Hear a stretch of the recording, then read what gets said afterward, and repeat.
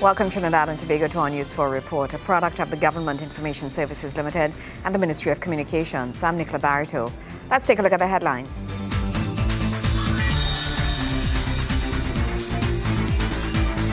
Paving and rehabilitation of the Freeport Mission Road has begun. Government to fulfill the promises made to ex-Caroni workers. And the National Gas Company has acquired a large share of Phoenix Park Gas. Thank you for joining us to our top story. Government has begun paving and rehabilitation of the Freeport Mission Road. Ministers the Honourable Glen Ramadar Singh and Dr. the Honourable Surajratan Rambachan oversaw the launch of the works recently. I will leave all my honeymoon commitments for $13 million anytime. $13 million for the people of Mission Road, Freeport and environment. Minister of the People and Social Development, Dr. the Honourable Glen Ramadar Singh, underlining his commitment to his constituency of Caroni Central. The Caroni Central MP postponed his personal commitments following his wedding last week to ensure he was present to witness the investment made by the Ministry of Works into his constituency's infrastructure. Minister Ramadar Singh insists he will never neglect his constituency or his constituents' needs. He acknowledges that poor roads and drainage has been of particular concern to the Caroni Central constituency and is grateful that the Minister of Works and Infrastructure is facilitating his request. Works Minister Dr. the Honourable Surajratan Rambachan says while he is pleased to assist the people of Caroni Central, he also has infrastructural works planned for many other communities throughout the country.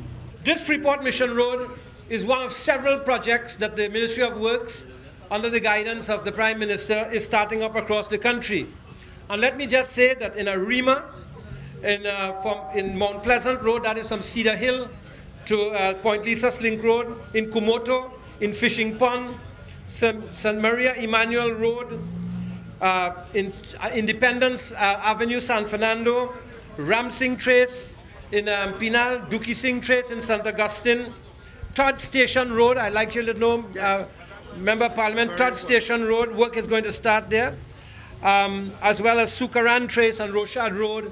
All of these roads, including Ramai Trace, work is going to start there within the next 2 weeks.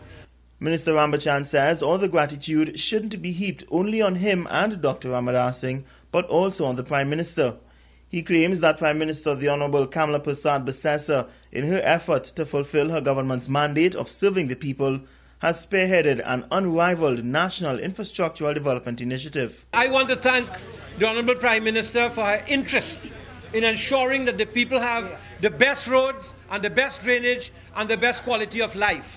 And I invite you to take a trip around this country, make a journey out of it, as we say, make a yatra out of it, and travel around this country, and you will be amazed at what is happening to infrastructural development in Trinidad and Tobago. It is the biggest and the largest amount of work that has ever been done by any administration. Minister Rambachan also announced that the works on the Golconda to Debe segment of the highway extension taking place in South Trinidad will be completed by the end of August. He adds that it is expected to be opened for use by the public in time for Independence Day celebrations on August 31st. Gregory McBurney, News 4. Government is doing all it can to fulfill the promises made to former employees of Caroni 1975 Limited by the previous administration. The latest move will see more than 3,500 persons receive funds which had been due to them for a number of years. Former Caroni 1975 Limited workers have waited patiently for over 10 years to receive some of their just dues since the closure of the company in 2003. My dear brothers and sisters, we had a long, hard journey with the previous government and even with this government too. We had a long journey, but little did the Prime Minister, our esteemed Prime Minister, knew what was going on in Caroni. Because she was being fed by misinformation from the authorities in Caroni 1975 Limited. She has been misled and made to believe that everything is well with Caroni. After 10 years, not one Caroni worker could build a house when they were promised a building lot. After 10 years, people can't go in the agricultural land. And this government, my dear brothers and sisters, has been working to correct this situation. On July 3rd of this year, the Cabinet took a decision to have the monies returned to the ex-employees. On Friday, an update on the payment was given by the ADB and the Ministry of Food Production. Ministry of Finance and the Economy, Minister Hawaii, myself, and Minister Munilal have collaboratively, the three of us working together, have gotten Cabinet approval to facilitate the payment of the management fees back to the Caroni workers. And last week, Friday, the ADB got the check from the Ministry of Finance for the $6.34 million. So the ADB had the money back to give all you. The ADB right now is in the process of carrying out their checks and balances to ensure that when they pay out the money, you'll be getting your correct money and the correct person getting the correct money. Because, as I said before, it's close to 3,400 persons access this scheme. So we want to ensure that when you get your money, you wouldn't have any form to be further frustrated that your name spelled wrong, the amount wrong. The ADB is currently in the process of carrying out its internal checks and balances in an effort to ensure transparency and accountability in payments to be made to recipients. The Honourable Minister assured the ex-employees that they would receive their payments by month end. He even addressed other issues that were raised by the ex-Caroni Farmers Association. I can tell you, Rakib, that I've already given instructions to my staff to prepare the relevant documents so I could forward it to the Attorney General's office, and I'm sure they will be speaking with you afterwards, to request that a forensic audit be done on the pension scheme and Caroni 1975 Limited, and to look into the industrial court matter. The ADB is in the process of formalizing a special project unit to deal specifically with funding requirements for Caroni VSEP recipients. Nikolai Edwards, News 4. When we come back, NGC acquires a large share of Phoenix Park Gas. Stay with us.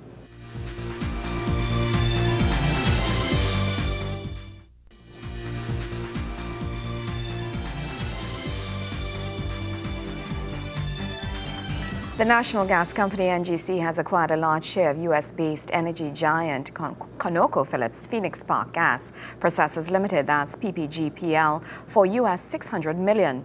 Energy Minister the Honourable Kevin Ramnarine announcing the move and described it as a welcome one. State-owned energy agency National Gas Company of Trinidad and Tobago NGC now has a majority share of Phoenix Park Gas Compressors PPGL, as it now holds 90% of the company. The move comes after its owner Conoco first announced its plan to divest shares in PPGL since 2003 as part of a company-wide divestment of its midstream operations. NGC expressed interest in the purchase, and the deal was said to be made final following Cabinet's approval. Announcing the move, Energy Minister Kevin Ramnarine described it as historic for Trinidad and Tobago. It is a very significant day for this country's energy sector. It is the largest acquisition by the government through one of its state enterprises in the energy sector since 1985, when the country acquired the Texaco refinery. In nominal terms, it may well be the largest acquisition by the government in the history of the energy sector. The cost of the 39% in Phoenix Park is $600 million US. As I said, this brings the NGC now to 90% ownership of Phoenix Park. It also gives the company a very strong strategic position in the natural gas value chain, which is a mandate from the Ministry of Energy to expand its footprint not only locally but internationally. The remaining 10% is owned by Houston, Texas-based PanWest Engineers and Constructors Incorporated. Minister Ramnarine notes that the acquisition is just one of the many the ministry has had its eyes on for some time now.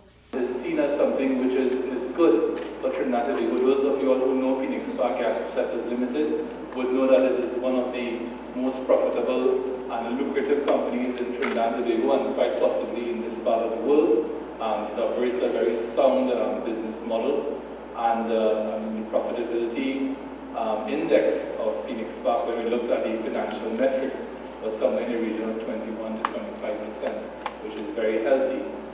So this is ongoing part of the NGC's vision and strategy to expand its presence in the natural gas value chain at home and abroad, and there are actually more acquisitions in the oven, and you'll be hearing about those as the year unfolds. Meanwhile, with budget in the air, the Energy Minister says he anticipates further support measures to be put in place with regard to foreign investors and taxation. We have done that relaxation largely without impacting on the base revenue of the Minister of Finance. Most of the incentives are only applicable if one invests. So you only get the reward if you actually invest. Kimberly Ramkalawan, News 4. In related news, the Energy Ministry officially launched its 2013 offshore bid round covering 6 deepwater blocks off the Twin Islands nation's north and east coasts. The launch comes on the heels of last year's successful competitive deepwater bid round. It gives me great pleasure to officially launch the 2013 Deepwater Competitive Bid Round, the legal instrument for which is the Petroleum Regulations Deepwater Competitive Bidding Order 2013, as contained in Legal Notice 164, dated August 14, 2013. Energy Minister Kevin Ramnarine signaling the official commencement of the 2013 competitive deepwater bid rounds, a strong signal of the level of activity taking place in the upstream sector. The launch comes at a time when heightened activity both onshore and offshore has peaked, as the ministry is said to be managing bid rounds for land exploration as well. According to the Energy Minister, the latest announcement to put deepwater blocks out for bids is an indication of the activity ongoing and projected for the coming years. The 2013 Deepwater Bid Round, ladies and gentlemen, represents the continuation of a deliberate policy by the Ministry of Energy to maintain the momentum for the sustained exploration and development of our country's hydrocarbon resources. In fiscal 2013, a total of 74 wells have been drilled so far, comprising 70 developmental wells and 4 exploration wells. The majority of that developmental drilling is being done by Petrotrin, Trinma, and our lease and farm-out operators, and they have contributed to 52 of those 74 developmental wells. Other developmental drilling is taking place by BP, by Bayfield, by EOG Resources, and by Primera, which is now Touchstone. This is the second consecutive year competitive deepwater bid rounds have been launched by the Energy Ministry. The 6 blocks up for bidding are said to be located off the north and east coast of Trinidad and Tobago. The Energy Minister describes these oil-rich fields as having the geographical structures ideal for exploration. The eastern deepwater area of Trinidad, in which those 4 blocks are located, is structurally complex. However, the geology is characteristic of reservoir sands that can sustain the higher rates of delivery required for commercial deepwater exploration. Objectives range from the upper Pliocene to the mid-Miocene, with depths ranging from 3,300 to 6,000 meters and water depths of 1,780 to 2,100 meters. Blocks 30 and 31 are situated 30 kilometers to the north of the highly prospective Block 22, which is a gas-bearing block and is currently under production sharing contract with Centrica and Petrotrin. The possible reservoir targets for Block 30 and Block 31, and Block 30 and 31 are to the north.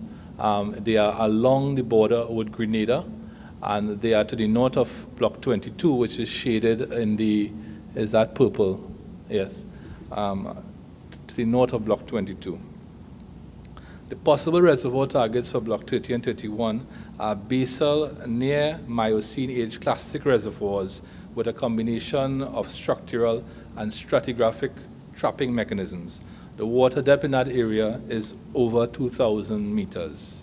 Minister Ramnarine says the deepwater bids comes as a result of revised economic governance and policies that attract investors. These bid rounds set a tone for the industry for periods to come.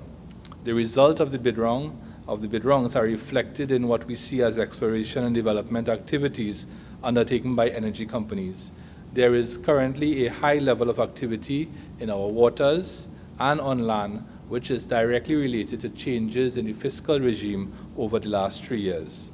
In fiscal 2013, a total of 74 wells have been drilled so far, comprising 70 developmental wells and 4 exploration wells. The majority of that developmental drilling is being done by Petrotrin, Trinma, and our lease and farm out operators, and they have contributed to 52 of those 74 developmental wells. Pre-bid packages start at US $50,000, while actual bid packages cost an additional US $60,000 for bidding per block and include a model of the production sharing contract as part of the package. 19 blocks have been nominated by 6 companies, while bidding is expected to close by January 31st, 2014. Kimberam Calawan, News 4. When we come back, Super League Weekend Rundown. Stay with us.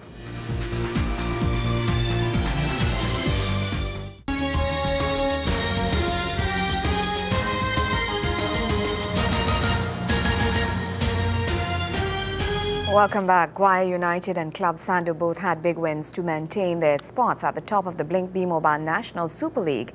It was a day of high scoring on match day 8. Here's Wayne Cunningham with a full rundown of the scores. League debutants Malabar FC seem to have caught their stride as they put a pounding on fellow Easterners Joe Public FC on match day 8 of the National Super League. Gorian Hiley and Stephen Stout had a team coached by Julius Edwards up 2-0.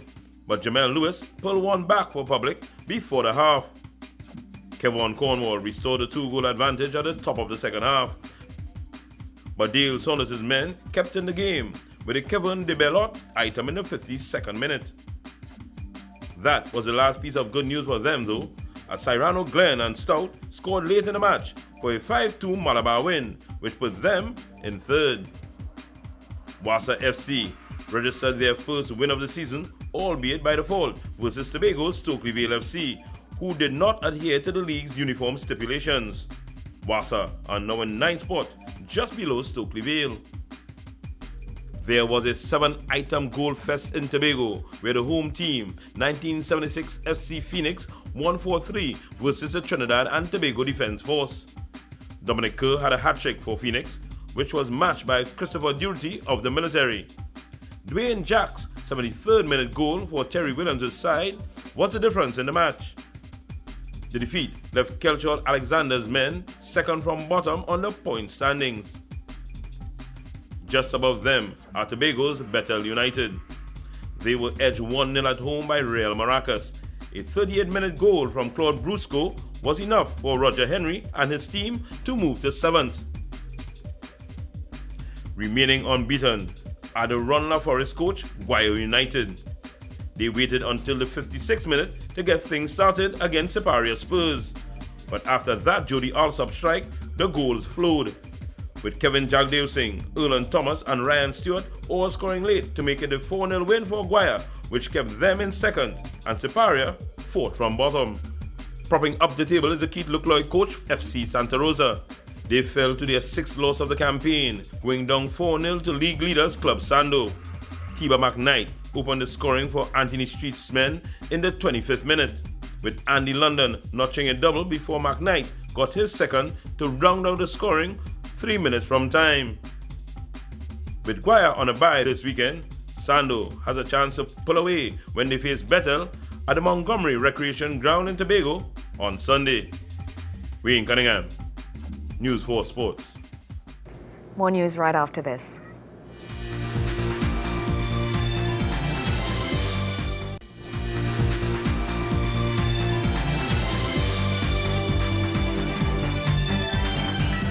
The printing and packaging industry under the umbrella of the Ministry of Trade and Investment held a solution seminar in Tobago recently geared towards assisting Tobago's agro processors with better branding and packaging of their goods.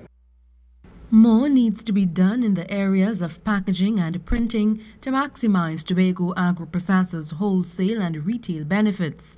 This according to industry specialist for the Printing and Packaging Industry Council within the Ministry of Trade, Industry and Investment, Shana Ramaswamy Bihari. The Ministry of Trade, Industry and Investment, through its Printing and Packaging Industry Council, recognized the need for hosting a seminar of sorts to educate the agro-processors in Tobago about the importance of packaging as it relates to food and beverage industry. Ramaswamy Bihari, who also sits on the Food and Beverages Industry Development Committee, another cabinet-appointed committee under the Ministry of Trade, says after much research and dialogue with persons in Tobago in the agro-processing sector, a lot more work must be done to improve the quality of packaging of their products. We have a lot of, I think, innovative products in Tobago, especially food and beverage products. We look at the tulum, the fudge that's at the airport.